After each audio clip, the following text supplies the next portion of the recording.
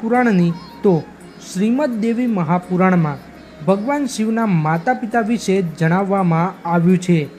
આ ગ્રંથમાં જણાવ્યા અનુસાર જ્યારે એકવાર નારદ મુનિએ તેમના પિતા બ્રહ્માજીને પૂછ્યું કે આ સૃષ્ટિનું નિર્માણ કોણે કર્યું છે અને સાથે જ ભગવાન વિષ્ણુ, ભગવાન શિવ અને તમારા માતા પિતા કોણ છે, ત્યારે બ્રહ્માજીએ નારદ મુનિને ત્રિદેવોના જન્મ વિશે જણાવ્યું। તેમના જણાવ્યા અનુસાર દેવી દુર્ગા અને શિવ સ્વરૂપ બ્રહ્માના યોગથી બ્રહ્મા, વિષ્ણુ અને મહેશનો જન્મ થયો હતો।